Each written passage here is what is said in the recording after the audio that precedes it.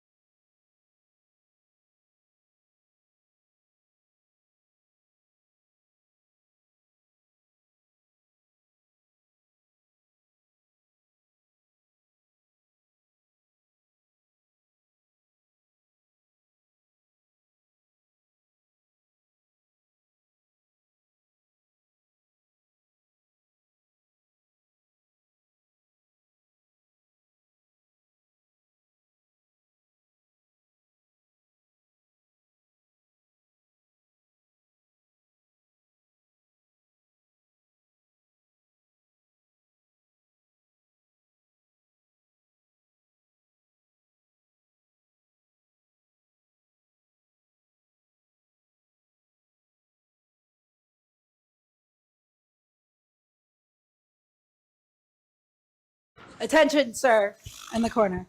Good evening. Welcome, folks. I'm going to call the regular meeting of the Nevada City Council to order. Today is Wednesday, April 10th, 2024. It is 6:30 p.m. Councilmember Klein is going to read the Nisenan tribal recognition, please. We acknowledge that the Nisenan people are still here among us today, though nearly invisible. We understand that we are on Nisenan land that was never ceded, and the original tribal families have yet to recover from the near genocide of their people. As a resident or visitor in Nisenan land, we support the Nevada City Rancheria Nisenan tribe in efforts to stabilize their people, as well as their campaign to restore federal recognition. Thank you, Adam. Councilmember Fleming, will you please lead us in the Pledge of Allegiance? I'd be happy to. I pledge allegiance to the flag of the United States of America and to the republic for which it stands, one nation, under God, indivisible, with liberty and justice for all. Thank you, Doug. Madam Mayor. All right. Vice Mayor Peterson will not be with us this evening. With that, Madam Deputy City Clerk, will you give us a roll call, please? Councilmember Cece. Here. Councilmember Klein. Here. Councilmember Fleming. Here. And Mayor Fernandez. I am here. We have Dean, our city attorney, will report on our closed session. What have you got for us, Dean? Thank you, Madam Mayor. Direction was provided to staff. That concludes the report out. All right, quick report out. Moving on to the adoption of the agenda. Council, now is the time for any agenda modifications. Would you like to make any changes to the agenda, pull consent items, or do we have any recusals to announce? I'd like to pull consent item 5 and 6 for a brief discussion. Well, not a discussion, just a few brief comments on those. Okay, so I'm looking for a motion and a second to adopt the agenda without item numbers 5 and 6. So moved. Second. All right, Councilmember Cece has the motion and the second by Councilmember Klein. Those in favor, please say aye. Aye. And anybody oppose? All right, motion carries.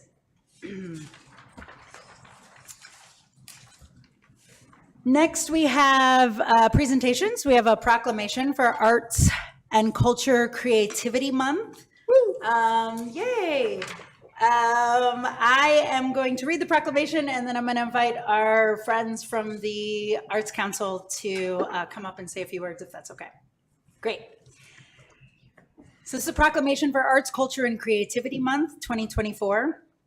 Whereas Arts, Culture, and Creativity Month of April is the 6th annual statewide celebration first established by the California Legislature in 2019. And whereas the City of Nevada City believes that arts, culture, and creativity are essential to our thriving community. And whereas artwork is real work and brings good paying jobs and downstream benefits to our community. And whereas arts inspire discovery, lifelong learning, and joy. And whereas culture creates connections, encourages understanding, and strengthens community. And whereas creativity sparks innovation, growth, and positive change. And whereas the City Council, Nevada City Public Arts Commission, and countless local arts organizations and artists lead efforts to advance the arts through programs, partnerships, and the community building initiatives such as implementing public art programs within the city. And whereas the City of Nevada City values partnering with the Nevada County Arts Council and state-level arts organizations such as California for the Arts and California Arts Council. And whereas this collective work at the local level and throughout the state encourages racial equity, uplifts our community, and changes our lives for the better. And now, therefore, be it resolved that the City Council of the City of Nevada City hereby proclaims the month of April 2024 as Arts, Culture, and Creativity Month, and hereby encourages those who live, work, play, and create art in the city to join in the celebration. Eliza, come on up. We're going to come up together because Heather has a few words. Excellent. And I'd love to present that to the two of you. Thank Wonderful. you. Are we going to? Is that? It's a moving picture. Oh, okay. Yes. There you go. Okay, come on. literally meant Heather, but sorry, I missed that whole moment. Hey, you guys, thank you so much for considering this proclamation tonight. We really appreciate it. And, as our, I'm sorry, my name is Heather Heckler. I work with the Arts Council, and I'm the program manager for the Grass Valley, Nevada City Cultural District. A few weeks ago, we had our Arts and Economic Prosperity Study showing off presentation here in this room, and I think you all know that arts and culture are a huge economic driver in our community. $66 million industry in fiscal year 2022-23, and we also know that art has the power to really transform our communities, not only supporting our health, but creating pathways for connection and understanding between us as people. And Nevada City is doing such an amazing job, especially with the new Public Art Commission, in bringing art forward and making sure we have a vibrant artistic community and pathways for artists to work with the city. I really appreciate that. The theme this year for Arts, Culture, and Creativity Month is Artwork is Real Work, and that really resonates with me, and I'm sure a bunch of you here, because I know most of you, if not all of you, are artists yourselves. The work of artists is undervalued, and we all know that, right? So I'm inviting the council to really consider how you can work with and compensate artists for what they do best, which is listening, synthesizing ideas, and engaging the community around some of our most pressing issues. And I'm also inviting you and the community that's listening and folks in the room to get out there and spend your money and show up for the arts. This spring, we have a campaign going called Spring into Art, and we have a whole beautiful, amazing list of events going on in April, which you can find on our website at nevadacountyarts.org/springintoart, with all kinds of ideas. And just recommend everybody go out, see a show, buy a work of art, support your local artists, and for great ways to support the arts for Arts, Culture, and Creativity Month, you can also go to nevadacountyarts.org/ACCM 2024. We're going to Sacramento next week to advocate for the arts. We invite you to join us. Thank you so much for this time. Really appreciate it. Awesome. Thank you so much, Heather. Thank you, Eliza.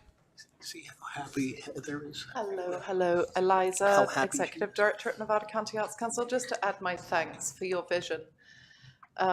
This proclamation puts you on a level with the state, as the proclamation itself says.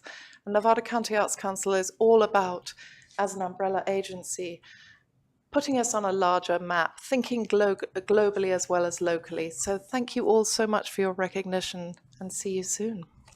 Thank you, Eliza. All right, moving on to...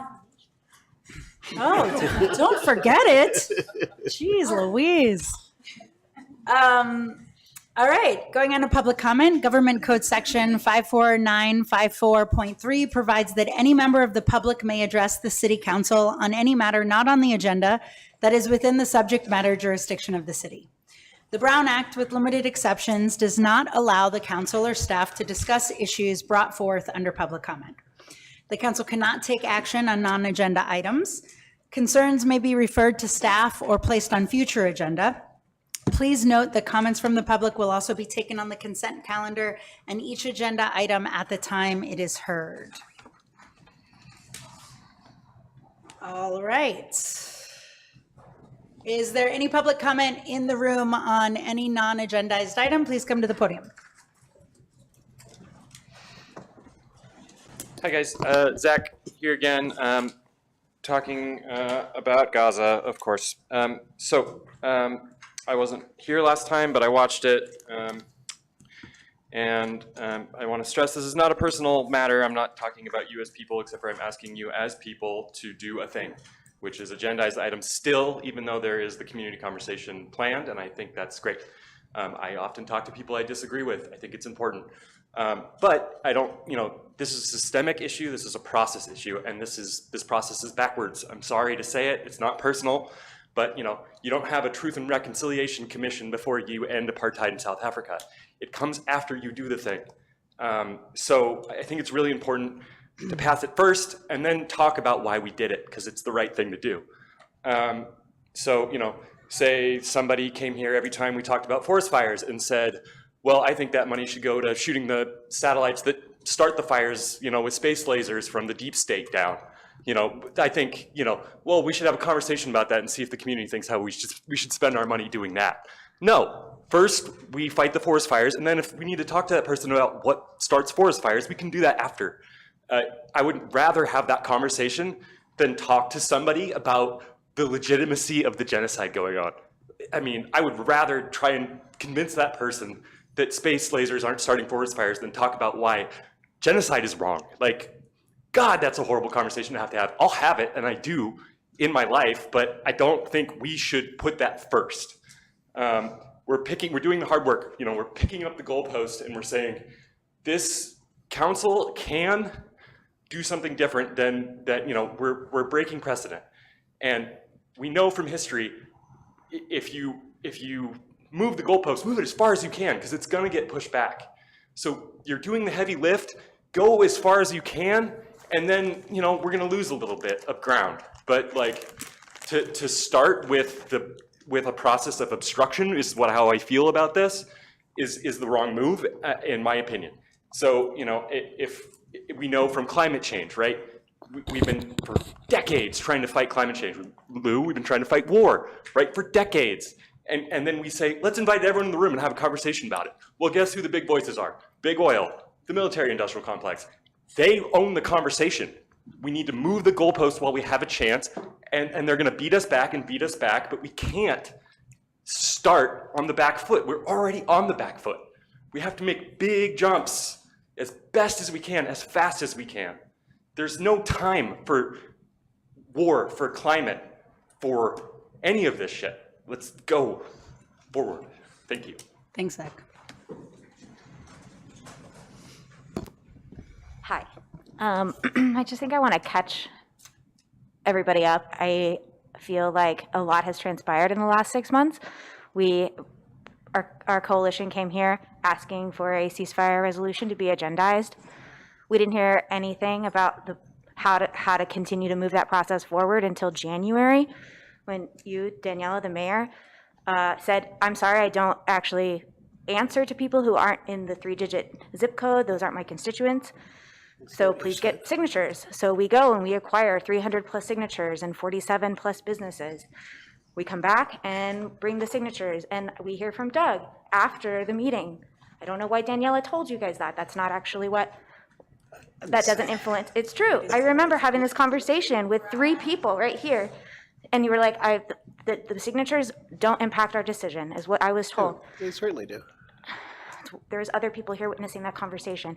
So we've been having a moving goalpost of how do we make progress? How do we get this moving forward? We are continuing to collect signatures. So then we have members of the coalition that have the 3-digit address that sit down with Lou and Daniela, and I still no progress is made for a ceasefire resolution. Instead, a proposed meeting is happening with stakeholders that aren't necessarily even 3-digit zip code members. So I feel really confused as to like how we're making any progress. I'm still asking for a ceasefire resolution to be agendized because we're not getting that with this proposed community meeting. So yeah, we're still here asking for that. Thank you. Thanks. Hi, I'm back again. Missed you 2 weeks ago. I was out of town. I'll also say last night I went to the Grass Valley City Council meeting, and at the very end of it, after a very boring hour-and-a-half presentation about the budget, they're losing $200,000. They said, during their after-meeting report backs, certain members of the council mentioned about a meeting they've had with the facilitator of this proposed facilitated discussion and revealed some facts that I think should have been revealed earlier. Like they said, the county is not going to be a part of it because, according to the Grass Valley mayor, it is against their charter. We were told otherwise, that they would most likely be a part of it. Yeah, I'll give you, they didn't say 100%. You didn't say 100%, but you said most likely. So now I'm a little bit confused as to why, if the county knows it's against their charter to do it, why there was that discussion in the first place instead of them just saying, no, we can't do it. They also said a few other things, like we're not actually going to sit down all together and have a conversation, which I'm also a little bit confused by because that has been presented to me as what's going to transpire. So if that's not going to happen, then I'd like some more clarity onto what's actually going to take place and what is this process going to look like. Because as it was told in both the meeting with Daniela and Lou, although you did say that it was up to change, you said it would most likely be a meeting where we would all sit together and talk about our feelings on genocide. But it doesn't sound like that's what's going to happen. Doesn't make any sense. Yeah, I'd agree. That doesn't really make any sense. I think that's kind of dumb to talk about our feelings on genocide. No one ever said that. Okay. Brown Act, Brown Act, Brown Act. It's a little bit unprofessional, but hey, I'll give it. I'm not very professional either. Yeah, agendize the ceasefire resolution because ultimately we're going to keep coming back a lot. This is like meeting number 9. Yeah. We have a lot of endurance here, and I think we're getting sick of it. You're probably getting sick of it too. I think most people in this room are getting sick of it, but we owe Gaza our endurance. Thanks. I really can't say it better than the people who spoke before me tonight have said it. I've continuously felt like, okay, maybe I'll say this and they'll hear that. Like kind of every day I think about how I'm going to approach you guys, and I have 2 weeks to like figure out what I think is going to be the most effective thing. And after Al-Shifa and seeing AI warfare being tested on civilian populations and all that has happened in the last 2 weeks, I don't know what to say. It's beyond surreal that we're still here asking for a ceasefire resolution to just say no genocide. I don't understand. I truly don't understand. And my relationship with this community has been precarious for sure for the last 20 years that I've lived here. But this is really creating a fracture that I am having a hard time understanding how I'm going to move past. The fact that we've been coming here for so long and asking for the same thing and being told anything other than, okay, yeah, we hear you. Let's put it on the agenda. It's bewildering to me. I don't understand how this is a community conversation if it's not a fishbowl style where we're able to move people in and out and everyone's hearing the same thing.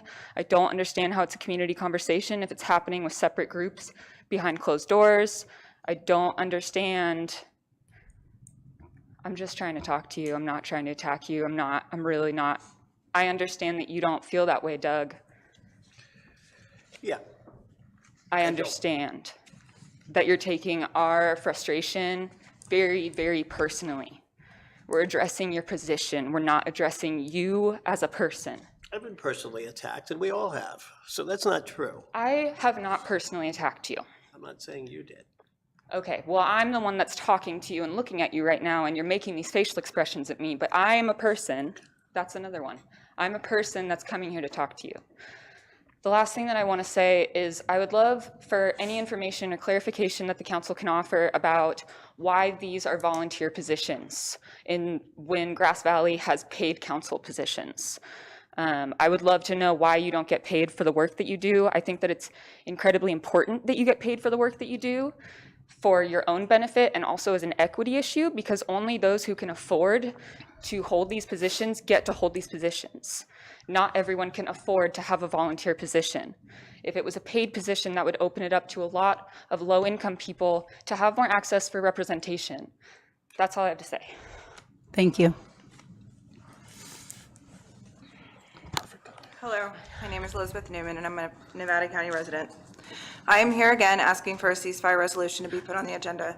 I understand that there is a community meeting and that hopefully is working towards a ceasefire resolution, but until that happens, if that happens, I will be here every single meeting to remind you of why the city should be calling for a ceasefire.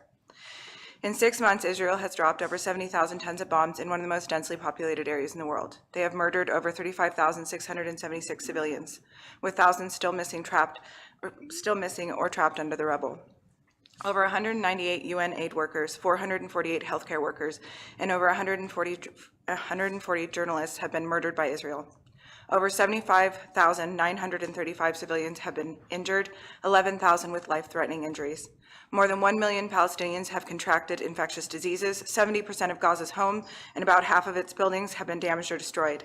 Of the 36 hospitals in Gaza, only 10 hospitals are able to function partially. 26 are completely out of service. 229 mosques have been completely destroyed. 90% of schools in Gaza are damaged or destroyed. Nearly 2 million people are displaced, and 1.1 million people are facing catastrophic food insecurity. 245 calories a day is what people in northern Gaza are surviving on, and 96% of Gaza's water is unfit for human consumption. Sometimes it's hard to visualize numbers as people and what they actually represent, so I want to give you a different number. In 2021, according to the Population Reference Bureau and kidsdata.org, there are 15,173 children who live in Nevada County. So essentially, in 6 months' time, Israel has killed every single child in Nevada County. Please let that sink in. Every single child in Nevada County was murdered by Israel in 6 months' time. And when you go to sleep tonight, I want you to know that by the time you wake up, 32 more children will have been killed. The humanitarian crisis in Gaza is everyone's problem. This is global, this is local, this is everywhere. It takes all of our voices to create change.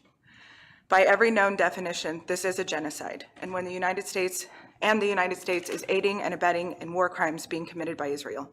We are funding the death and destruction of Palestinian civilians. The United States supplies billions in military aid, as well as 65.6% of weapons sold to Israel. This is not just an attack on Palestinian people. This is an attack against humanity itself, against morality, against justice, and against liberation. Sometimes there are acts so heinous and so evil in this world that every citizen must speak up. This is one of those times. This stopped being self-defense 40,000 civilians ago. The majority of voters do not want this. Our politicians are still not listening, so we need to speak louder and we need your voices. So I'll ask you again to please speak on behalf of your constituents and demand a permanent ceasefire. Thank you, Elizabeth. Hello, everyone. Noga Wazansky. I'm a Jewish Israeli American resident of Nevada County, and I'm here to share just a few thoughts about the upcoming facilitated conversation. I grieve daily for the civilian victims of October 7th, and I'm afraid for my immediate family members and friends in Israel, although not for the reasons that are typically heard here, but because, as Nelson Mandela famously said, the oppressed and the oppressor alike are robbed of their humanity. And I see too many of those who I grew up with losing their humanity rapidly as they conduct this assault on Gaza. I stand in solidarity with Palestinians in their struggle to survive the genocide Israel and the US are perpetrating in Gaza. My Jewish ethics and my lived connection to Israel compel me to take this position. And I stress this mainly to remind you that, like all cultural communities, the Jewish Israeli community does not speak with one voice, and organized mainstream Jewish institutions that claim to represent all of us, such as AIPAC, the Anti-Defamation League, and many local synagogues and local Jewish community centers, in fact represent the things that many of us refuse. And so I ask you to remember this as you identify stakeholders in this facilitated meeting. Mm-hmm. And as we move forward, I would ask that we at least use language responsibly as we frame the context. So to call what's happening in Gaza a human tragedy is language that obfuscates the reality that our country is both funding and actively advancing a genocide and ethnic cleansing that Israel is perpetrating. Israel and the US have crossed all red lines of morality and humanity. This shouldn't be debatable, and I really hope it won't be a debate that we'll be asked to engage with. The ceasefire resolution that we've been calling for has strangely been sidestepped or deferred in the name of a process that might lead to a ceasefire resolution or not.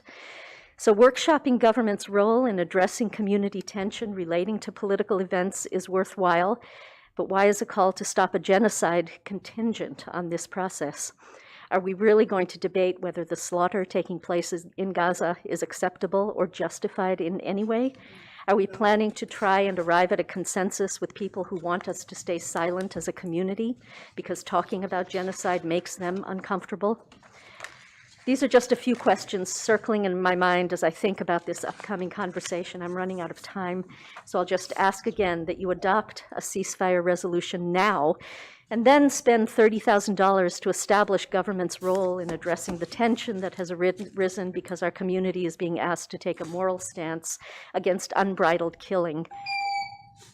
Thank you, Noga.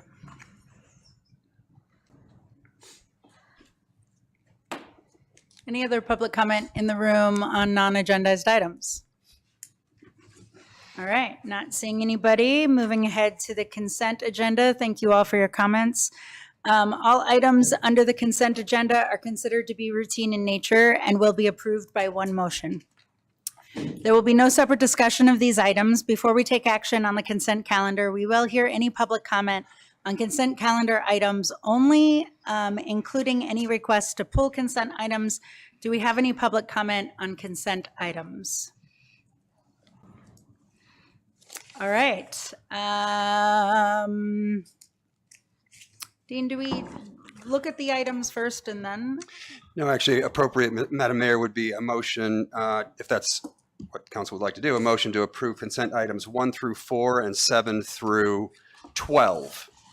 Great, I'm looking for that motion. I move we approve the consent items 1 through 4 and 7 through 12. I second. Great. Thank you, first of all, Dean, for that guidance. Thank you, Councilmember Klein, for the motion, and the second by Councilmember Cece. All those in favor, please say aye. Aye. All right, all those opposed, not hearing any, the motion carries. All right, now we look at numbers 5 and 6. What you got? What you got? Do we What do you comment? got? No, we don't do comment. No. Okay. We will after Yeah. you, Okay. whatever you have to say. Huh? This is going to be really quick. I just want, this is not just a self-serving thing because I was involved with the grant.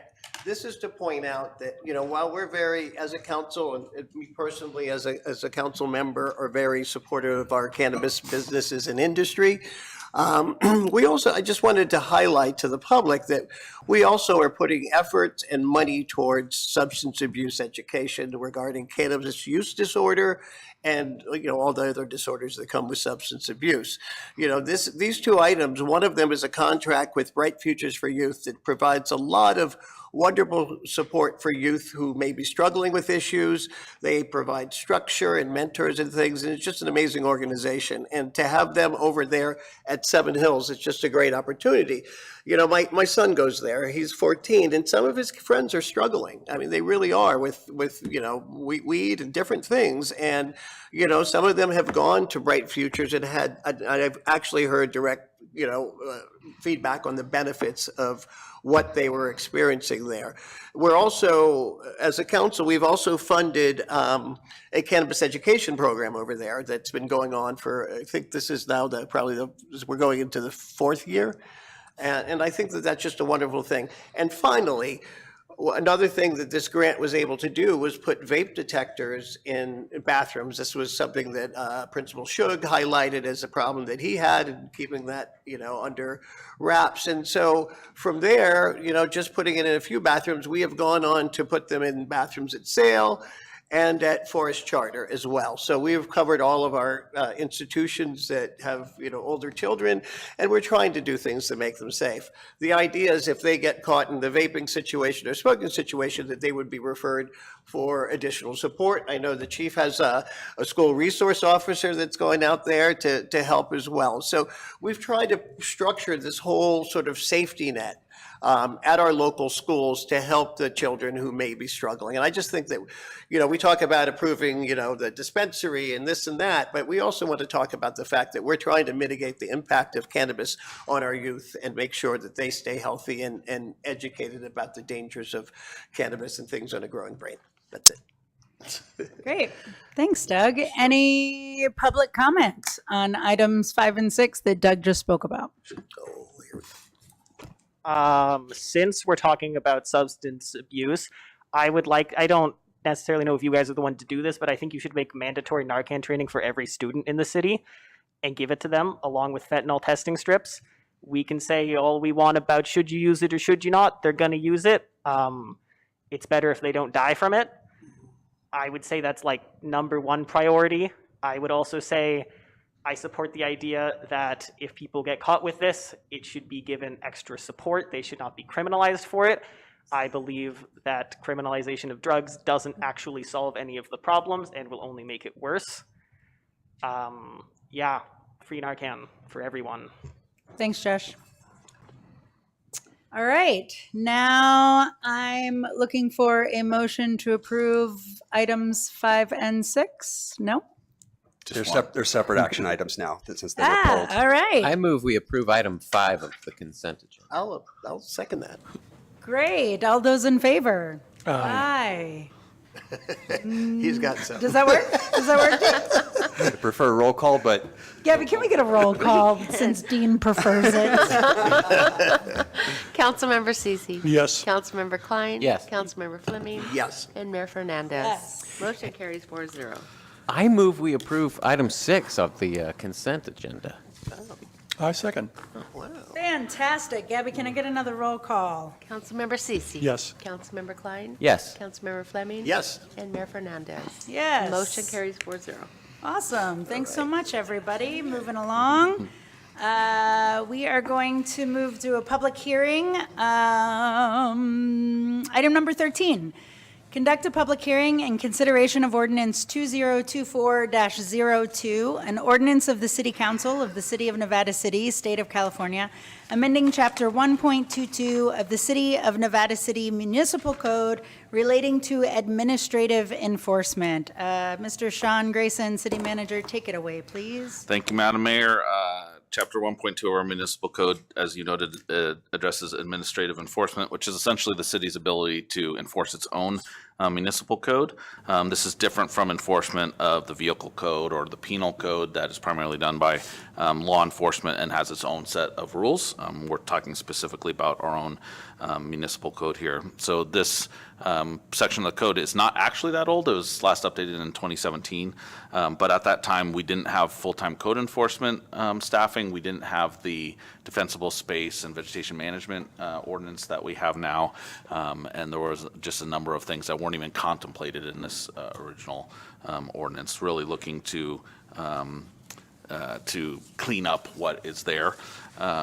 So I would say that we strive to correct violations of the code through education and outreach more than anything else. It's actually exceedingly rare for us to issue notices of violation or, levy fines or anything like that under this program. But the current chapter has some deficiencies that require update, both so that we can, effectively administer the program, but also to maintain the appeal rights and the associated things for people that might receive a notice of violation. So there, that should be clear as well. So what you have before you is a modification of the municipal code ordinance 2024-02 that will implement this. This was built by Dean and the city attorney team. It is essentially a full rewrite of the ordinance, but the basic content of it is related to issuance of administration citations, the content of those citations, a reasonable period to remedy the violation, the amounts of the fines and delinquencies, how people would pay the fines, the appeals process very specifically in there, including an opportunity for application for hardship waivers, hearing officer, hearing procedures, and the right to judicial review, should they not like what the process was already provided to them, among a number of other things that you will find in the ordinance in your packet. Dean and I are here to answer any questions you have. We'd recommend that you conduct the public hearing by motion and second, hold first reading, waive the reading of the ordinance in entirety, read by title only, which we can do for you if you'd like, and then schedule the second reading May 8th because you, on the consent calendar, just canceled our April 24th council meeting. And that is all I have. All right. Thanks so much, Sean. Any public comment on this item? All right. Questions, comments from the table? Just a clarification, Sean, this does cover vegetation ordinance violations? Yeah, anything that's a notice of violation related to administrative enforcement of the code. So yes, it would, almost everything in there would be under this. There's always the potential something like that could fall into the penal code, but that would be law enforcement related. Okay, thank you. Token Adam? What was the impetus for this update? After a review of the ordinance, code enforcement had approached my office with some questions about whether they could proceed with enforcement efforts. And then after review of the sections, it was determined that it needed some substantial cleanup in order to make that process very clear and enforceable and fair to the public on both sides of the situation. So we just needed to modernize the ordinance a little bit. Yeah. A lot of cleanup over the last 4 years. Yeah, so, well, since Gary's not here, I'm going to speak on process, and this, and he would really appreciate that we now have a process for, administratively enforcing our ordinance, and so I think he would appreciate that. What I want to understand is what is the threshold to get to administrative enforcement? What are the steps before, education, I know that's part of it, but could you just sort of outline what would happen to get someone to the point where we're going to use this administrative action? So it would vary greatly, but our normal approach is if something is not, unsafe, fire code violation that's going to burn down a place, something like that. You're just talking about, a sign that shouldn't be there, right? A sign that's not permitted in the historic district. Let's say that City Hall decided to put up a sign and we didn't get go through the planning commission to get a permit for it. We'd contact City Hall and say, hey, you got a sign that's up there? Because we would probably get a complaint from the community that there was a sign that hadn't been approved. We'd talk to them, we'd share with them what the rules are and how they could go through an application process to make it legal, or if it couldn't be, if it was like a neon sign, hey, it's not legal, it can't be there at all. And then, generally it's an opportunity for them to, the owner might not be there, whatever the case may be. It's like, when can we contact you again? Come back again. The whole discussion thing, get people to voluntary compliance is almost always what we get to. And oftentimes people say, can I, sign would be a bad example, but can I wait until I get through the application of the planning commission? Of course, or can I take it down Friday because my maintenance person isn't here? Whatever the case may be, we could always work with folks. If you get to the point where they are just blatantly refuse to comply, or we have an absentee landowner or something that there's just no ability to engage with them, the notice of violation is the step where we say, hey, on paper, this is what's going on. Even then, it's not like you pay a fine for that. That's a notice. It gives you a timeline. It gives you an opportunity to correct. So that's all spelled out in the process. So even if we got to there, which we rarely do, people have the opportunity to correct the violation before we take further steps. Excellent. So this is not about enforcing this. It's just about more cleanup, more putting processes in place to make sure that we have the proper mechanism to enforce our ordinance. Are there any situations, when they came to you, Dean, are there any situations currently where we have, residents that, or have, gone through the whole process and are looking at enforcement? I'm not sure I understand the question, but there are active code enforcement cases that are at various stages of compliance and or non-compliance, and really this ordinance cleanup is just another tool for staff to be available to use or have to use if we reach that stage where additional enforcement options are required, short of, for example, most of our violations of our municipal code are misdemeanors as well, but the city's, policy has not been to criminally prosecute people. However, sometimes we do need additional enforcement mechanisms when there is a refusal to comply. That's a great answer. Thank you so much, Dean and Sean. Thank you. I'm done. Great. Anything else from the table? All right. I'm looking for a motion to hold first reading, waive reading of ordinance in its entirety, read by title only, and schedule for second reading and adoption May 8th, 2024. So moved. Second. Excellent. Gabby, can I get a roll call, please? Ordinance 2024-02, an ordinance of the City Council of the City of Nevada City, State of California, amending Chapter 1.22 of the City of Nevada City Municipal Code relating to administrative enforcement. Thank you. Thank you. Again.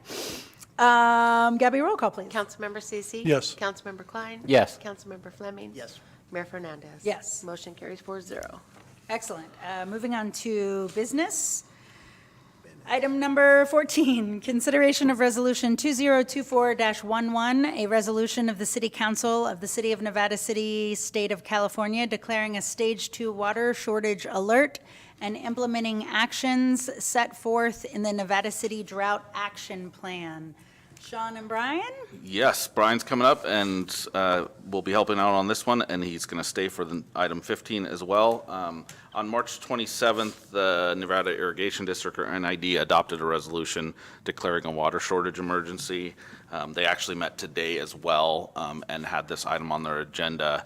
I don't believe there was a specific action, but this all revolves around an issue with PG&E and unplanned outages on the South Yuba Canal and Spalding. Essentially, their ability to move water from the upper watershed down is not there.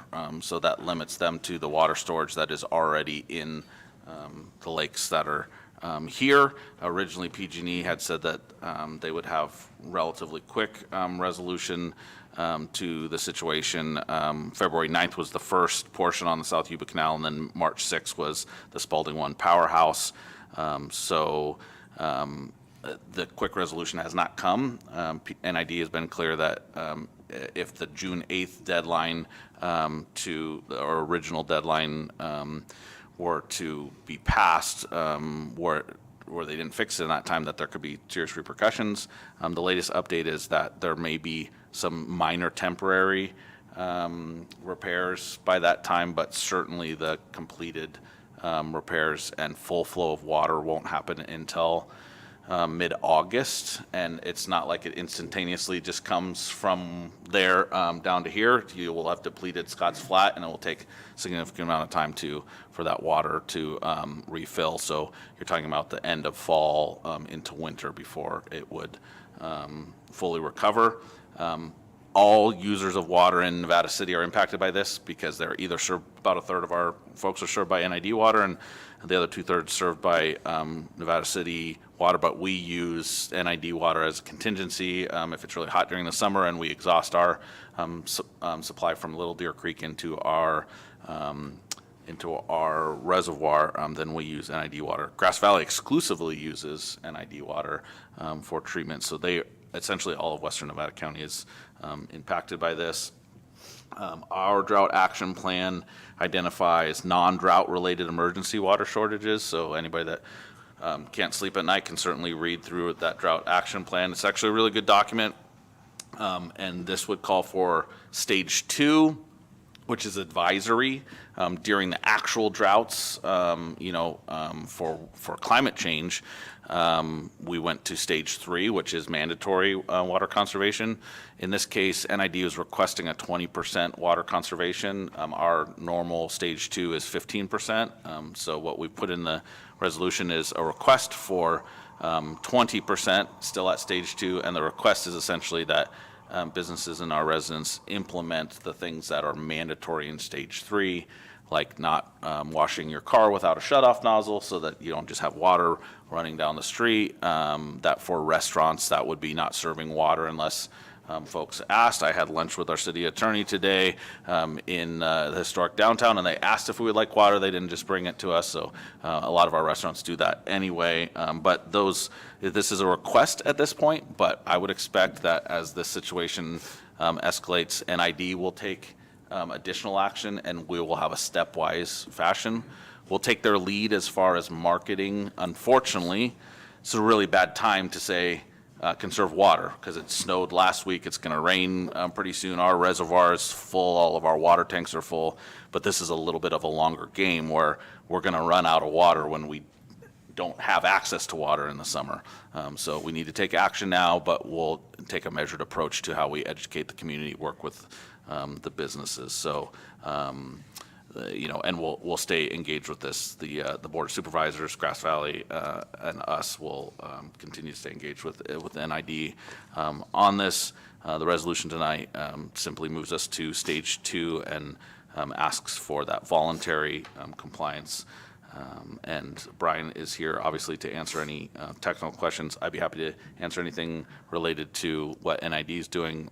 Their executive director or their general manager has been, I don't think she's slept since this started. They're working very diligently to explore all options in this regard. And And we have also written a letter, an advocacy letter for the mayor to sign, consistent with our legislative platform that mirrors what the county and Grass Valley will be advancing as well.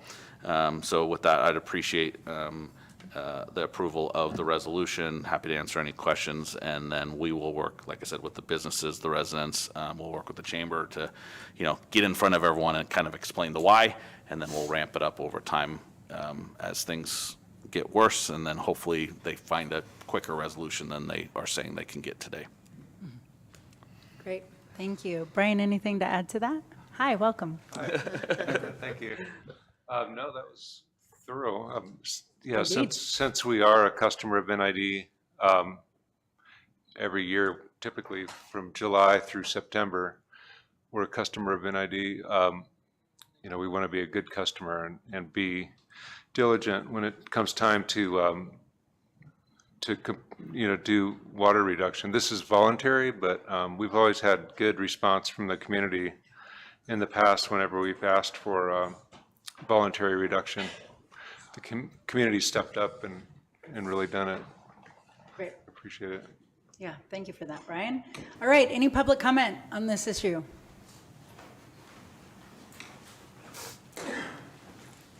Hey guys, Zach again. So just in the interest of the same comment before, let's move this goalpost again. We shouldn't be a customer of any private corporation to provide water to the people who live here. And private utilities are a problem and will be more of a problem in the future. If NID and PG&E can be, personages according to the law, then there's no reason the Yuba River can't be a personages too. And maybe the Yuba River v. PG&E would be a pretty awesome thing to see. I don't think they would win, not in the court of hearts and minds. But so yeah, I think we should really start. Things are changing fast. We need to start working on taking control of our own power, our own water. Be independent. If we had taken, say PG&E's CEO salary and put that towards, repairing that dam, or maybe taking it out completely. Oh, what a thought! We could be in a lot better position in the future. It's time to start changing the model. Asking for water is not something we should ever have to do. It's here, and we should have free access to it. And also, I think you're gonna have a lot more compliance. I know so much NID water that's running, I do construction around here. I know where it's going, right into the ground. And maybe that's where it belongs, it's going into the aquifer. But people aren't complying because they don't care about the profits of the corporation. If it was the community getting together for water that we were using and it was for everyone you knew's benefit, I'd go plug pipes right now. I know where they're at. I'll do it, but I'm not doing it for NID, and I'm not doing it for PG&E. They make money, they do it. So, let's have some community stakeholders take pride in our infrastructure instead of privatizing everything. Thank you. Thanks, Zach. I'm going to echo everything he said. Privatizing the water, it's already privatized, is a really dumb idea. Same with privatization of energy and all the other things we need to survive. I'll also say thank you for noting that the real cause of this and ultimately water shortages is the climate crisis. Last year was the hottest year on record, and all the years are only going to get hotter. And so, yeah, I highly recommend we go and take his advice and say we need to stop paying PG&E salaries and say they stop paying their CEO's salaries. The workers there still deserve to get paid. We really shouldn't be paying their CEO however exorbitant amounts of money that they get, because ultimately, why do they get it? They're making profit off of us surviving, off of us doing the things that we need to survive, because we are all going to starve to death or die of coldness or die of heat or die of any other number of things if we don't have those products. They have pretty much a monopoly over what we do. And so, yeah, I'd say we should support. I've never heard anyone say something positive about PG&E. I'd be shocked if you've heard anyone say something positive about PG&E. I've never heard you guys say something positive about PG&E. So I think we should start moving towards more radical efforts about that and saying that we don't want PG&E here anymore, and it frankly shouldn't exist. I'll also say on the conserving water aspect, we should tear up all those lawns. They kind of suck. Put in gardens there, make them productive and useful and things that are better for the environment, and use less water and aren't just a massive waste of water like the vast majority of lawns are. Yeah, PG&E sucks. You should do something about it. Thanks. I just love his, naivete. It's just really. Okay, back to the table. Council members, colleagues, any questions, comments, concerns? Can you guys talk about the education efforts to notify the community this is going on and what that entails? So we're going to wait for NID to get out their communication package because they're much broader, in Western Nevada County. We certainly don't want to have, if you're on this side of the street, you're getting a different, communication than you're on that side of the street. That being said, we won't wait that long, but we do want to be consistent with them. And so this will go out in the newsletter. That will be for May, June, that will be mailing to everyone along with the consumer conference report on water and our fire inspection practices. Water and fire always go together. We will, do social media. We'll do some little video snippets. What was very effective previously was Brian and a lot of Bill Falcone walking into every restaurant and giving them little tents that say, please don't serve water unless asked for, just giving them the kind of the reminders and the helpful hints. And then we'll lead by example and we'll advertise that as well. Little things like we won't do pressure washing of sidewalks unless we can recover the water with our Vactron, because that's part of the our stage 2 and what would be mandatory in stage 3. The Lions Club has been working with us towards funding a irrigation project across from in the Grove area at Pioneer Park. We're looking to expand that project to Brian has done the due diligence to resurrect the well that's in Pioneer Park, and so we'll look to expand that project to have a pressure tank and a retention vessel and be able to pump that water back into our irrigation system so that we're irrigating Pioneer Park using well water instead of treated water. Now, that's not a lot of gallons. It's not going to save, what's not coming out of Spalding right now, but it's, leading by example. It's doing the right thing, and it's something that we can do in perpetuity as long as there's water continues in that aquifer.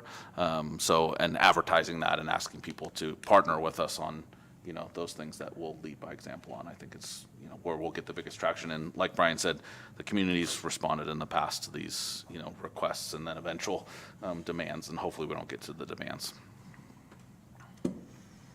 Speaking of fire and everything, I just, if this really lingers on, it takes PG&E forever to fix what they've got going on. At what point does a state emergency get declared? Because we are so susceptible to fire, and if we've got drought conditions here and not enough water to go around, that has to become a state problem, surely. It is, and Evan, our community risk reduction officer, who staffs our city office of emergency service, and I have worked with NID and the county on this and have trigger points for when this would necessitate a local declaration of emergency from us. That would come, ours would come about the same time, but our actual emergency would come later than Grass Valley or the counties. But that is on the table and would certainly be necessary if the repairs weren't to be completed, till late summer, early fall. Do we know, so I'm just picturing driving 20 in those flumes. Is it those flumes that broke? Or do we know what failed? Because there's two failures, right? Two different things. There was a landslide from all the winter storms came into the canal system and caused a bunch of damage. Okay, yeah. And then the other one is an inoperable valve in Spalding in the dam. And it seems like, you could just fix the valve. Well, think of how much water and weight is on that and getting in there to repair it. And so it's not as easy as your house, unfortunately. That we got two things at the same time, unfortunately. Well, I think this just goes to show how vulnerable and susceptible our water infrastructure is, even, I mean, this is outside our jurisdiction, but it affects us just as well, and, look at Grass Valley, they're getting, this is gonna, they're gonna have mandatory, conservation efforts, I think, right? Are they going to mandatory right now, or no? I think they're following we're all trying to follow NID, so in this stepwise fashion. So I think everyone will be voluntary right now, but matching what NID's request is. But I anticipate that we will be, when we're back on May 8th for council again, with April 24th being council, I would anticipate that we'll be looking at stage 3, if not by June for sure. Cool. Well, thanks for being on top of it. But just to note, our reservoir is full. All of our water tanks are full. We couldn't do anything more right now because it would just push the water out of the tanks that we have and onto the ground. So Mike Fedoa and his team under Brian's leadership is doing everything that we can do. But the problem will come for us, would come more like in September when we needed to take water from NID if it was really hot and we didn't have any left in the reservoir. Thank you, Sean. Lou? Yeah, I'd just like to echo the sentiment in the room that I'd like to wring PG&E's corporate neck for not doing adequate maintenance on the Spalding powerhouse. They had not one but 2 valves fail there. Bad folks. I'm glad to hear that we're considering using the well water to water Pioneer Park, and I'm wondering if there are other efficiencies we could do to help us through the next crisis that comes along. For example, increasing the size of our city reservoir, or recycling the flushing water that we use up at the water treatment plant more efficiently. I remember we talked about this 2 years ago, and I think maybe now is a good time to look at those ideas again. It won't help us this year, but we could start taking steps to prevent a crisis for next year. It's spring growing season, and it's awfully tough for me to turn back my watering to just twice a week. Everything is just beginning to bloom and to grow. Also, my automatic sprinkling system doesn't have a how many times a week setting. It only has every day, every other day, every third day, and I have to go to every 4th day to be within compliance, and then my peonies would die. Well, just putting that out there. Drip irrigation, spray bottles, anything that reduces how much comes out of your system now is what we are, really looking for. And so there's ample opportunities to do that no matter what configuration you have. If you're collecting rainwater now, and some people are in this town, some people will flush their toilets with rainwater in this community and have disconnected their washing machine from sewer connection and irrigate their lawns with that. That's legal in California. You can use rainwater for collection to water your stuff. So there's lots of fun things and lots of nonprofits in this community that will be happy to help people out in doing that. So we're fortunate to live in such a place, but I'm going to buy you a new sprinkler controller, Lou. If it has a weekly setting, I'll take it. Just want to echo Lou's concerns about all that we can continue to do for next year, and just keep getting better at this and perhaps more independent.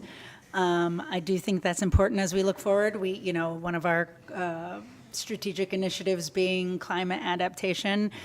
We do have an infrastructure and water committee. There is a person at this table on that committee. The other committee member is not here with us tonight. So I hope you took copious notes during Zach's public comment, because I did. Appreciated that. Thank you. I appreciated Zach's comments. Absolutely.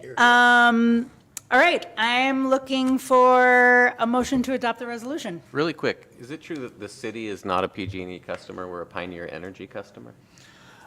For the purchase of electricity, we are a Pioneer Community Energy JPA customer, and we are also a member of the board. Pioneer Community Energy JPA is a governmental agency made up of its members, and so Vice Mayor Peterson serves in that capacity with Councilmember Ceci as the alternate. So the power that we receive throughout Nevada City is purchased by and sold to us through Pioneer Community Energy at a lower rate than PG&E. PG&E continues to be the common carrier. So it's their power lines, it's their power poles or undergrounded conduit on which the power comes. So they're the train, and Pioneer Community Energy is the stuff that got put on the train. They're generating their own power? Pioneer Community Energy is purchasing the power from a variety of sources, yes. Okay, okay. Including me. From your solar? Yep. Nice. Thanks for that clarification, Sean, and the question, Adam. I'm still looking for a motion to adopt I the move we adopt the resolution. resolution. Second. Okay, Gabby, a roll call, please. Councilmember CC? Yes. Councilmember Klein? Yes. Councilmember Fleming? Yes, ma'am. And Mayor Fernandez? Yes. Motion carries 4-0. Thank you. Just before item number 15, we're going to take a 5-minute break and resume at 7:35.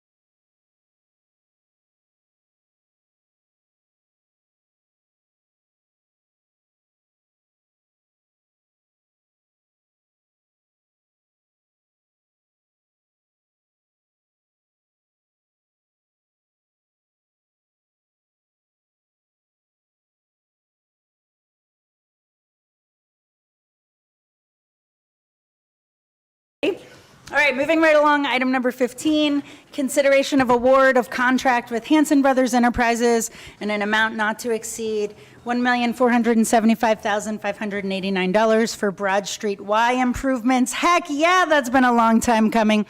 Authorize a project contingency of 10%, not to exceed $147,559, and authorize the city manager to execute any contract or related documents. Brian McAllister, city engineer, take it away. All right. In 2018, City Council prioritized Upper Broad Street for rehabilitation.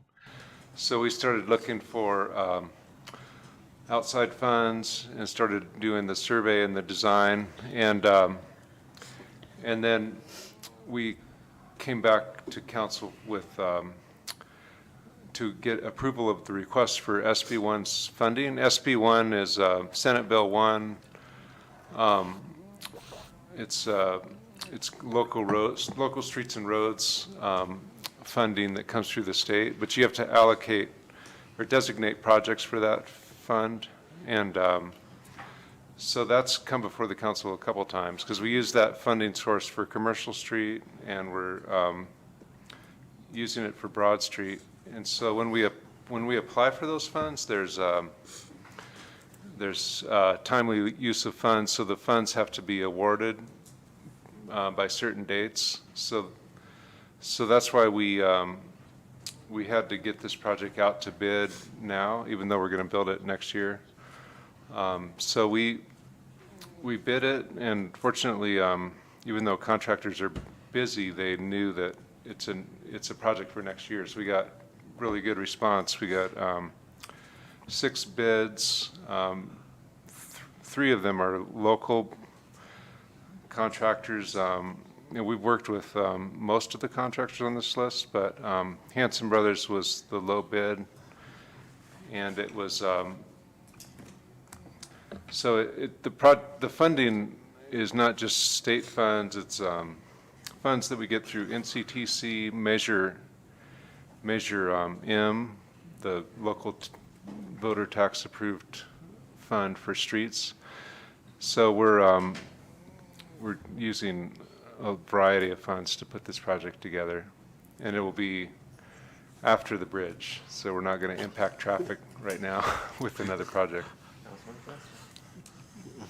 All right. Thank you, Brian. Any public comment on this? I would just like. Hi, come on up to the microphone. Let us know who you are if you'd like. Okay, I'm Lynn Badgewell, and I live on the corner of Broad and Cottage. And I've seen hard hats come 2 or 3 years ago, then again, the project was going to happen, never happened, and I had given up on it.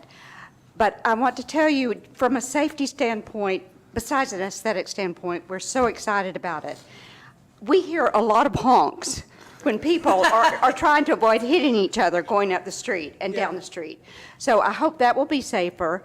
And also, during the blizzard, I took videos of at least 8 pickups and cars that would get stuck turning from Bennett on to go down Broad, and they would get stuck on that corner. Their tires would be, and every time the same thing happened. They got out. They tried to go back and forth. They called a friend. The friend came with the shovel. Tried to shovel. Then they would have to be towed. And that happened at least 8 times one day. Oh, wow. So I'm hoping that will not happen anymore. So thank you so much for doing this for us and the community. Thank you, Lynn. Better than television, huh? Watching that? Yeah. We looked at our little armor city TV. My name is David Ferrier. My wife Liz Ely and I live at 508 Broad, the next house up from Lynn's. And we see, I was talking with Mr. Cece just after the break, or before the break. We see the beer trucks make U-turns there all the time. People accelerate from the Broad Street stop sign. They accelerate up, and usually going on West Broad, and I mean they're moving really fast. So from a safety standpoint, I'm hoping some of these things can be addressed. I don't know structurally. I think in Grass Valley they leveled on some of the slopes. They leveled the sidewalk, and that creates kind of not a speed bump, but a deterrent to losing control of your car if you're going too fast. And we're thrilled about this. We're very excited that this is going to happen. My wife gave me a list of a few things to bring up: slowing traffic down, going uphill, the U-turns. It's usually the beer trucks are the ones we see. That's the ones that stand out, and occasionally they'll get stuck if there's too many cars parked on the sidewalk or on the side of the street. And we're hoping that there'll be electricity and a water source on this peninsula, so that there can be some plantings there possibly. Electricity, maybe that's a spot for a community Christmas tree, or something could be lit up there.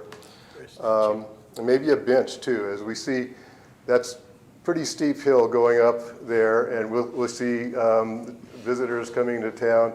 They'll walk up there, and by the time they get to our driveway, they're leaning over, gasping for air. It's the perfect spot to cross there and maybe stop in the middle. Nice view of the town.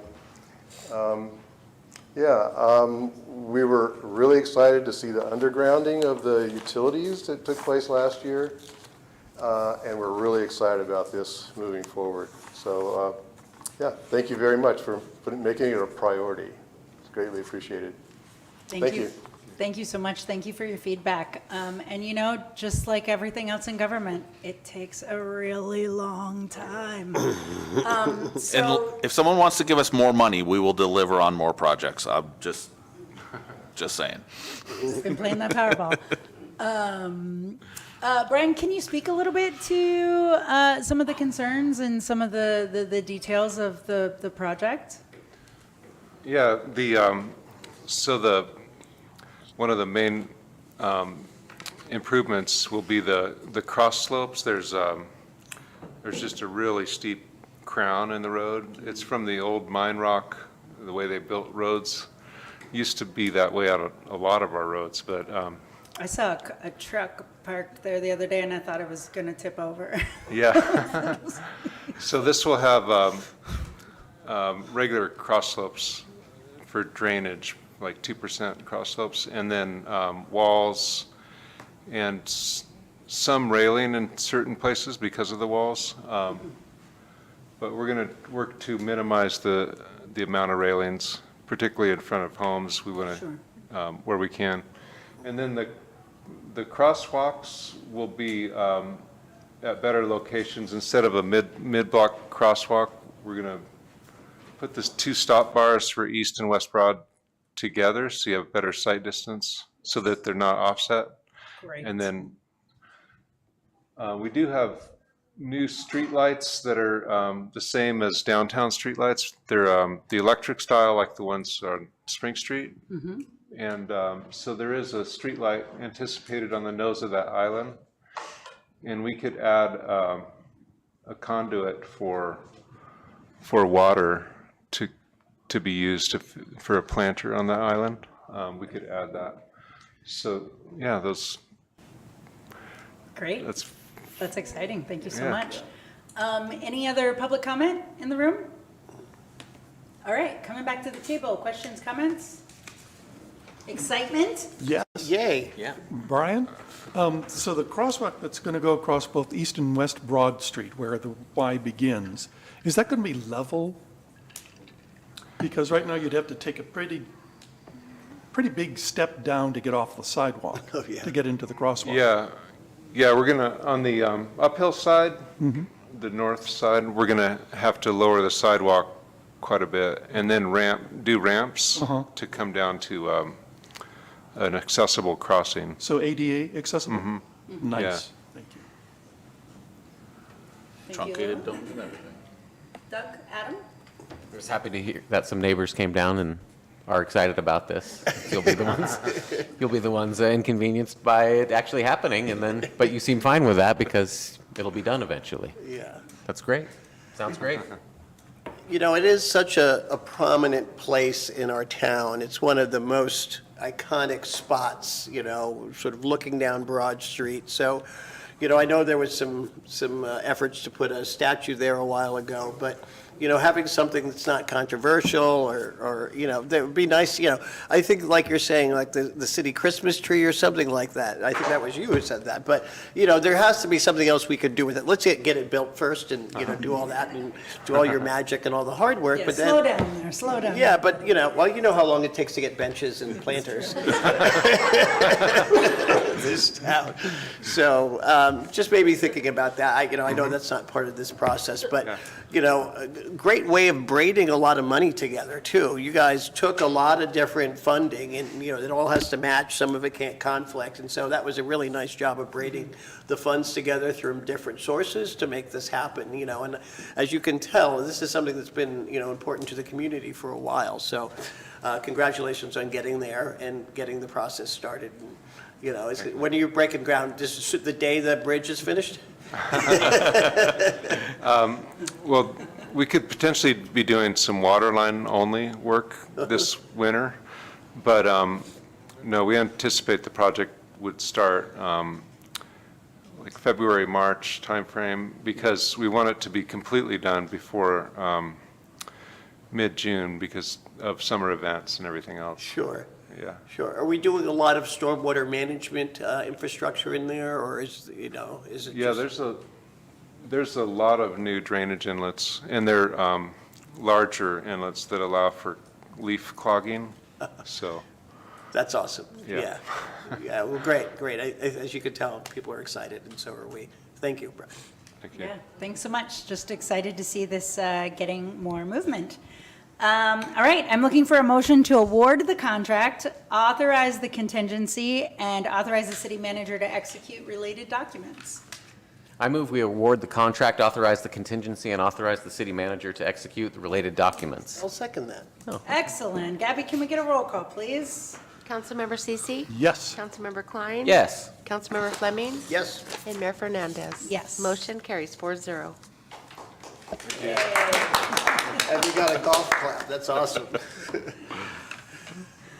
All right. Item number 16, consideration of the components of and process for the development of a single-use container ordinance. Sean, what the heck do you mean by that? Canceled. At your last meeting, March 27th, you received a presentation from Shirley from Waste Nevada County, asking that the city consider adoption of an ordinance for Nevada City to, what she said, go disposable free, really based on the town of Truckee single-use foodware reduction ordinance. And you provided some direction there. We've been working, city staff's been working with primarily the Nevada City Chamber of Commerce since about this time last year on the topic. We've hosted some Truckee staff to come down and share what their ordinance looks like to chamber members and restaurants. Stuart and I and others have gone up to Truckee and met with their chamber and some of their restaurant businesses and the town and some others to kind of learn what they did, understand how they phased it in, and then also talk about the things that they wish they could have done differently. So that's why I'm able to turn this around back to you now, because this has been kind of sitting on my desk. We've also been we meet with Waste Management on a monthly basis, and Chief Foss and I, and then now Evan from our Office of Emergency Services. And as we look to partner on things like community composting and collection and other things. So all of those things have kind of really come together to give us the potential to do something like this.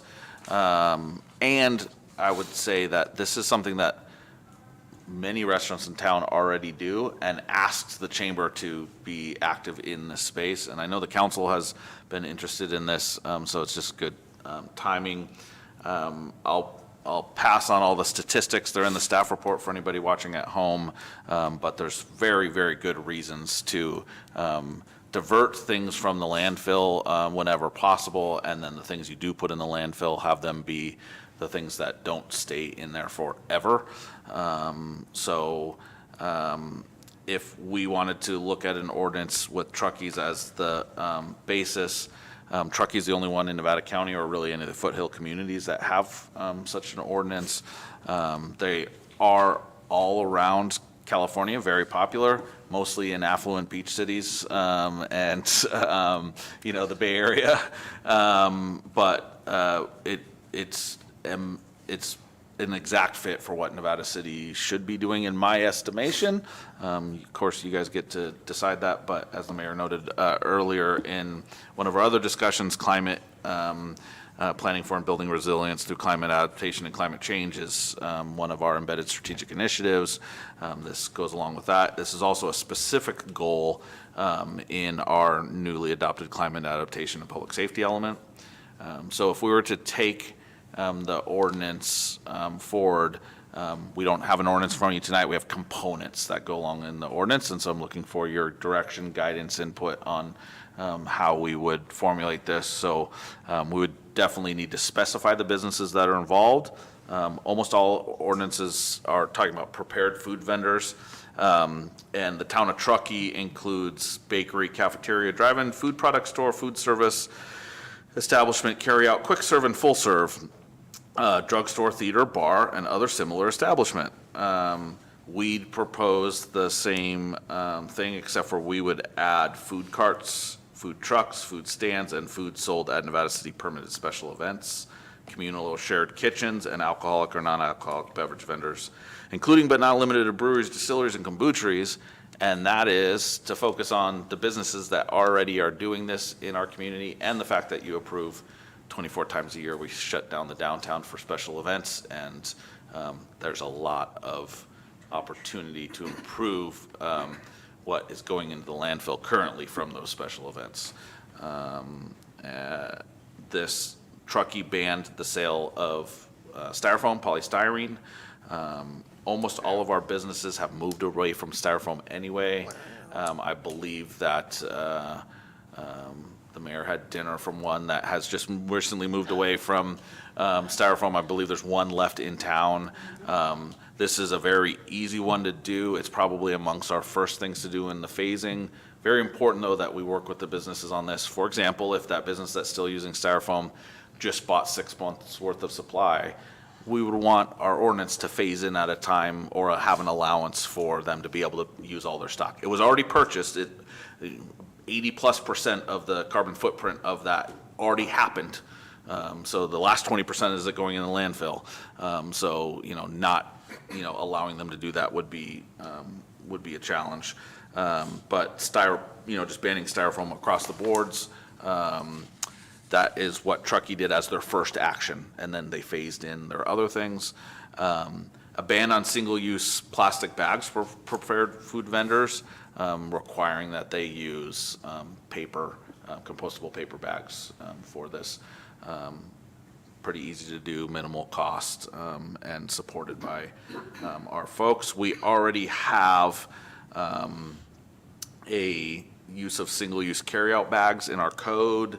That was supplemented by state law, but it doesn't actually apply to restaurants and food vendors. So we have something in there that says that we have an exception that requires restaurants to provide single-use bags unless action of the city council applies the remainder of the ordinance to restaurants. So it doesn't apply now. And we've never taken that action to apply it to restaurants. It applies to convenience stores and SPD and the like. So it would be good to take that next step, or that's an opportunity that the council could consider. Food vendors being able to charge 25 cents for takeout containers. That's a very common item. It's consistent with the reusable bag fee that is in SB 270. It is what Truckee did. They just implemented this component. The money would stay with the business. This is to offset their cost of moving to something more sustainable. And then we'd have to work through, some places charge specifically for coffee cups, different than they charge for clamshell containers. Some places charge for every single container. That's something that we would work through. Another category would be that food vendors must provide reusable foodware to customers when they're dining in, and that they would have to so anytime they're doing off-site dining, that they're items would be compostable, certified compostable, and that they would collect those items on site. That would be a phase a little bit down the road. That would be very easy to do. Most of our businesses actually use them. The California law now prohibits them from bundling the old plastic wrapped spork and salt and pepper and a napkin that no one would ever use is not legal in California anymore. I'm sure there's still some places that use it, but they have to be individually separated and only given on request, whether you go through a drive-through or in a restaurant. So this is relatively consistent with that. The idea here would be that we would not only want better things going in the landfill, we would hope to divert as much as possible from the landfill here. That's why you likely would see certified compostable items, because then we could have a local composting program. Facilities required to provide separate garbage recycling and composting bins. Today there is no composting collection, right? We have restaurants in town that separate and do their own composting, or take that food that can't be eaten by humans and take it to the pig farm. But likely, if we could find a partner for a public composting program, we could look to, and we discussed with Waste Management earlier this month, the possibility of having voluntary collection points for these compostable materials. The restaurants would have to have them specifically at some point, and then we'd have a collection. Someone would actually go grab them and take them to our community composter, and then ultimately compost comes out the other end of that and gets used. So that would be all diversion from the landfill. So single-use foodware, limited to non-plastic materials and compostable only. And then you could also limit single-use foodware, the containers for food, to compostable only. Truckee did not do that. They limited it to, they said no styrofoam. And they didn't do it. And like I said earlier, almost 80% of the carbon footprint of something comes from its life cycle before it goes in the landfill, right? The energy to mine the products or synthesize the products and make it and then ship it, you know, all of those things to get to the store are significant. And I get it. In most communities, it would be very hard pressed to collect these compostable materials. Ask people to, hey, if you got something to go from Three Forks, could you bring it back to Three Forks later in the day, or could you throw it in this special bin? In Nevada City, you can, and people do. So what's the worst that happens is if we phase this right with business and community support, then, and it's a failure, well, you can blame it on me. But if it's a success, then that's true diversion from the landfill. And so truly compostable foodware and containers diverted from the landfill is the ultimate goal here. So that could certainly be a component. And then the biggest component really is city's commitment to policy and practice in the space. You know, going green Nevada City or whatever other kind of motto we want to come up for it. So certainly we would need to lead in that space. We'd need to create an effective inspection program to help businesses achieve compliance and remain in compliance. We need to partner with Waste Management, other local government entities in the space. We need to, when we do a picnic in Pioneer Park, not use, you know, non-compostable materials and, you know, do all the right things, act in the same capacity that we're asking our businesses to do. We've had some preliminary discussions with a local school to provide a pilot for composting. Their compost facility is almost up and running, and it's a large capacity. And like I said, many of our restaurants are already doing this in some fashion. Maybe not BPI certified compostable materials, but they have moved away from styrofoam and plastic. Ultimately, would love to hear your thoughts on any of those categories, or if you'd like more, what we would propose for the process would be we would develop the shell of an ordinance, and then we would bring it back to the community through the engaging with the chamber and the businesses that have already engaged us, and then make sure we talk to all the businesses that never engage us on the topic, because, you know, they're the outliers that haven't spoken yet. And then we would love to bring this to the business committee, hopefully in May, for stakeholder engagement. So businesses that love it, businesses that hate it, so we can identify all those strengths and weaknesses along there, which will help us inform how we would recommend phasing so that you get people excited about this instead of fighting about it. And then ideally have the first ordinance reading at the same time we're adopting budget at the first meeting in June. That's as fast as I could do this. If you want it faster, probably can't do it. But fast is not as important here as getting it right for Nevada City in a fashion that this community can tolerate, but also they do want it. So with that, that's all I have on my spiel. I know that was long, especially for not adopting an ordinance tonight, but would love to hear feedback on any of the components, the timeline, or anything else you might have to say on this. And then I'm sure Shirley is watching at home, clapping her hands, even that it's on the agenda. Great. Thank you so much, Sean, for all of that. Public comment on this item. I'd like to say it's a good thing to do climate positive actions. I would also like to say the vast majority of the blame on this is not necessarily on the individual consumer who might be using a plastic bag, but on the corporations who are causing roughly 75% of carbon emissions. Corporations like PG&E or any other number of the very long list of awful corporations that are pretty much solely responsible for the climate crisis. I think this is a step in the right direction, but I also think an even bigger step in the right direction is, let's just say, all of these corporations who are doing every terrible thing for the climate aren't welcome here, because they shouldn't exist. Like Chevron shouldn't exist, neither should Raytheon or PG&E or any number of other corporations, because they all suck. I can't think of one that's a good one, and I think it'd be pretty hard for you guys to think of a good one either. Thank you.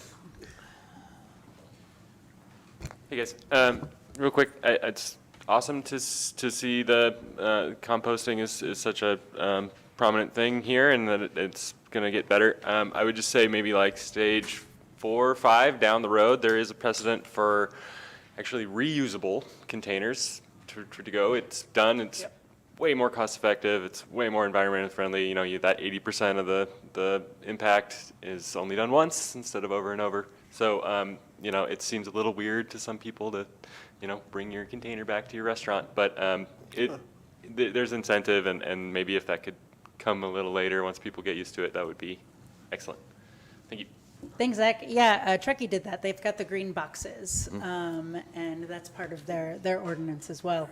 And with that, I would like to see that as part of ours eventually phased out, something that we work towards. I love everything you've outlined here. There's nothing here that makes me cringe or step back or say, no, not that part.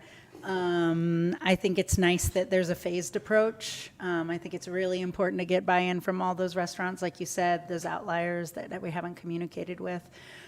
Gosh, I think that, like, I know you said June is quick, so I just want to thank you and staff's time and energy put forth on this. I think I first started, I heard this from Stuart over a year ago. And so, yeah, it has been on your desk and you have been working on it, and really, really excited to see it come through fruition. What do y'all think?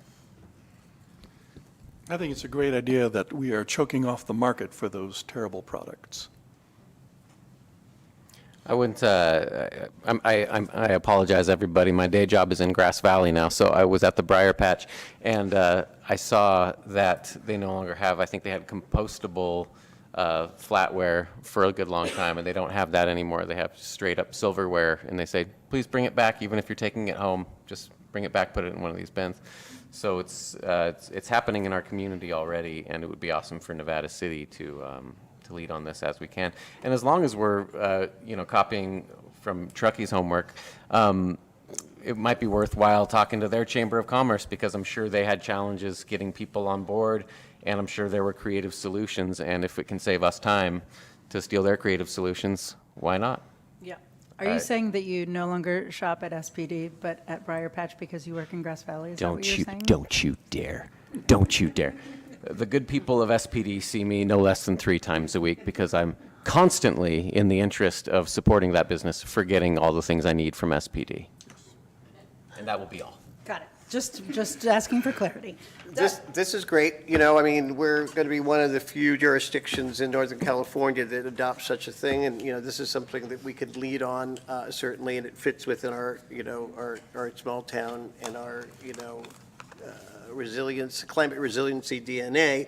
I was just wondering, and this, you know, I'm sure this has been thought of, but, you know, having some kind of certification, simple certification program, so a restaurant can say, hey, single use certified, because I think in our community, people would see that, and that would mean something, you know, to people that, oh, this place doesn't waste, you know, it's trying to be conscious about the community. So I just think it's a small little thing that we can do to incentivize our community to do it, you know.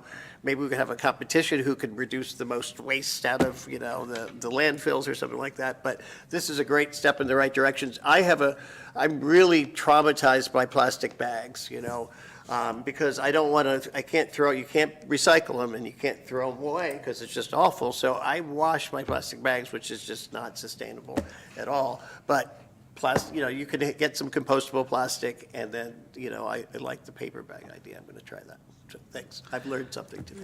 And if you're at home or in the audience, you can bring your plastic bags here. We are a collection point for the Nevada County film and plastic bag collections. And batteries. All right. Do you feel like you have direction? I do. I heard the certification. I love that idea. There's a number of communities that do. I would love to be able to have a site, a place on our website where we could show the, you know, tonnage diverted from landfills and the amount of methane gas saved, just as a, you know, some kind of activity, just like we have goals for, you know, getting green waste off the ground that becomes, you know, flammable in the summertime. This would be the same thing. The green boxes, I heard that loud and clear. Truckee does do that. They have a much larger community, so there's an economy of scale there, but we can certainly build that into the phasing. And then the other thing that I neglected to mention that Truckee has that we would do on part of the city side, or look at an opportunity to do, partnering with the chamber or local businesses, is they have a basically a full set of plates, bowls, silverware, all that kind of stuff that you can check out from City Hall if you're doing a picnic or a banquet, or, you know, we rent out Siemens Lodge 200 times a year, so they could collect that. We'd have to have somebody, you know, a contract with a local business to wash that and return that set to us, but that, you know, the math is somewhere on the lines of, if you use it twice, it becomes worth it compared to, you know, any other single-use product, even if it was compostable. So, you know, and they're looking at, you know, 150 time use cycles. So that's another thing that we would not be in the ordinance, but something that we would look to mirror Truckee's activities on. Powerful. Excellent. All right. We are trucking right along. Are you ready to transition into the city manager's report, Sean? Sure. All right. Courthouse Ad Hoc Committee met last week. Thank you to Councilmember Fleming and former Mayor, Council Member, and Committee Member, Committee Chair, all things Paul Mattson. First time I've ever seen the end of a committee meeting be a standing ovation, but that did happen. That item will come back to the City Council next month, as will the Commercial Street Greenery and benches, working again with the chamber and the businesses there for some, not at any way the way I thought this would end, but I think we're going to get to a really cool solution that that a lot of people will be liking. We have Dark Skies photo contest coming up. If you want to know more about it, look for our press releases or on our social media, or come visit us at EarthFest. We'll have a booth out there talking about the Dark Skies photo competition and how you could get some free education on taking some really cool night sky photographs. Wait. So Yeah. we're going to take pictures of the sky at night. At night. In the dark. In the complete dark. Okay, I can. Okay, You know what they'll look like. I can't wait to see them. If you're watching at home, April 15th and 22nd, 9 a.m. to 3 p.m., countywide green waste cleanup with partnership of Waste Management and Seroptimus. Go to our social media to find out more information on that. And then the next time we'll see anybody is May 1st, because the April 24th council meeting is canceled. So May 1st budget workshop right here If you want to see how we translate your tax dollars into community services, that's the place to be. And that's all I have tonight, Madam Mayor. Awesome. Thank you so much. Adam Klein, Hello. any reports or future agenda items? Tomorrow, Lou and I have got the Solid Waste Commission meeting. We'll see Shirley in person. It's possible we'll receive warm embraces, no pressure. That's always a treat, the Solid Waste gang. Inappropriate. Huh? I'm sorry. No, that's actually true, what you just said.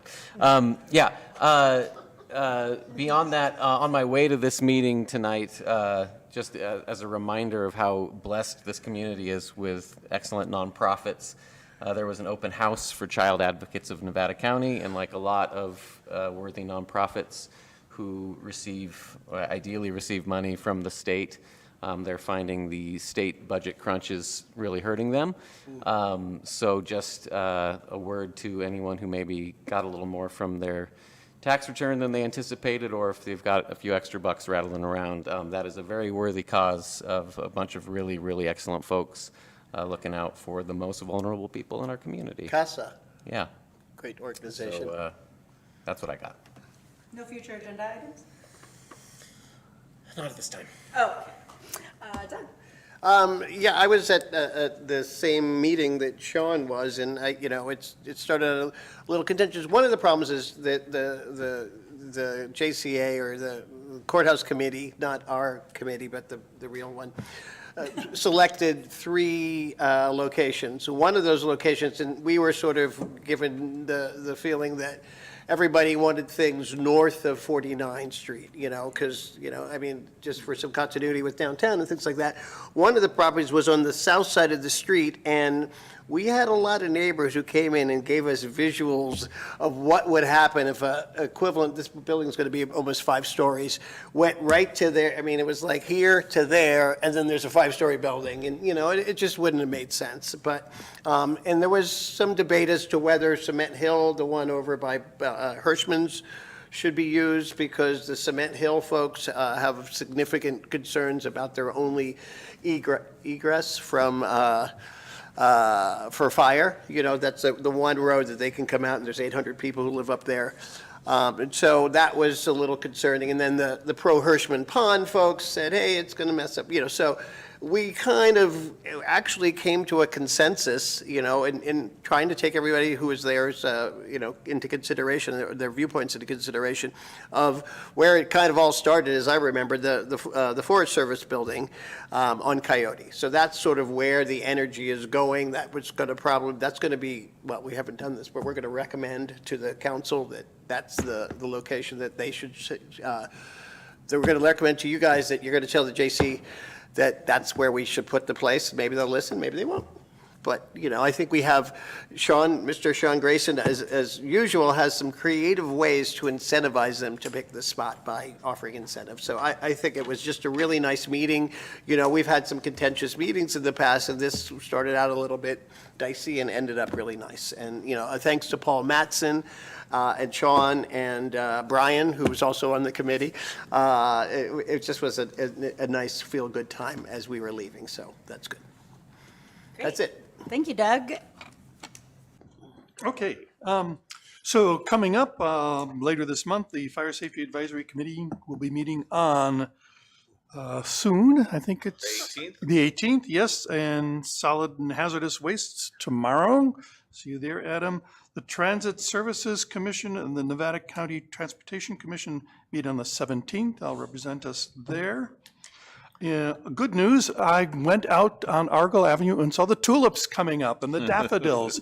So thanks to the Chamber and Adam for planting those a couple of months back. It looks really nice. Me and the Vice Chair of the Public Arts Commission planted those, Celine. Excellent. Nice. And I want to thank Daniela and Gary for starting the process of determining how and when the city as a whole should take a stand on global issues. I think that's an important process, and once it's established, I'm sure we'll use it more than once. Thanks, Lou. I have got nothing to add this evening, so I'm looking for a, Before you do that, I have one little comment to make. The chief and I were honored to attend the Care Crisis Nursery Gala this last weekend, and our very own Lou Cece, oh, come on, he did a great job, was the auctioneer and MC, and he had different hats for every item, and it was really well done. The microphone could have been a little better, but Lou did a great job, and it was really fun to watch him. Thank you. oh, thanks for adding that, Doug. Just a reminder, this is the only meeting in April. We will be back on May 8th. I expect to see y'all then. And in the meantime, I'm looking for a motion and a second to adjourn this I piece. move that we adjourn this piece. I second All that those in piece. favor? Aye.